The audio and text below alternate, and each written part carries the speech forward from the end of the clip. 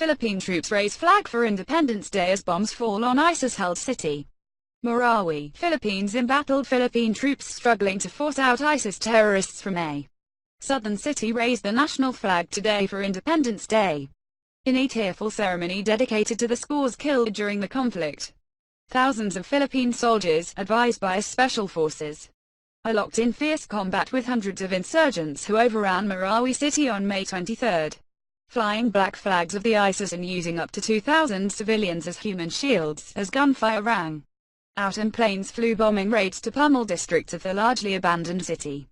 A crowd of soldiers and officials gathered outside a nearby government building to raise the Philippine flag. This is dedicated to soldiers who offered their lives to implement our mission in Marawi city, said Colonel Jose Maria Cuerpo, commander of a Philippine Army brigade fighting in Marawi. The annual ceremony marks the anniversary of an armed revolt against Spanish colonial rule. Fighting in the city has left 58 soldiers and police and more than 20 civilians dead, the military said, estimating that almost 200 terrorists have been killed in the clashes. Tens of thousands have fled Marawi, which is the Catholic country's most important Muslim city, since troops unexpectedly interrupted plans by the fighters to take over Marawi in a spectacular event to show that ISIS had arrived in the Philippines. Philippines President Rodrigo Duterte has said the militant attack was part of a wider plot by ISIS to establish a base in the southern region of Mindanao, and declared martial law there to quell the threat, but the military has struggled to defeat the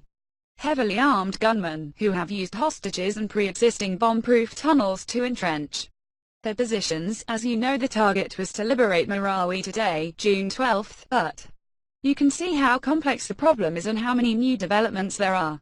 Foreign Secretary Alan Peter Cayetano told reporters in Manila on Sunday the region's military chief, Lieutenant General Carlito Galvez, told a news conference that the fight would be most difficult, deadly, bloody, and it will take days and months to clear up. Defense Secretary Delfin Lorenzana said a captured terrorist told the military the ISIS chief, Abu Bakr al-Baghdadi, had directly incited the gunmen to attack the city of 200,000. As the conflict intensifies, the U.S. Embassy in Manila said on Saturday American forces were providing assistance to the Filipino troops, although it declined to give details for security reasons. The two countries are bound by a 1951 mutual defense treaty, though Duterte has tried to steer the Philippines away from its influence since he became president last year.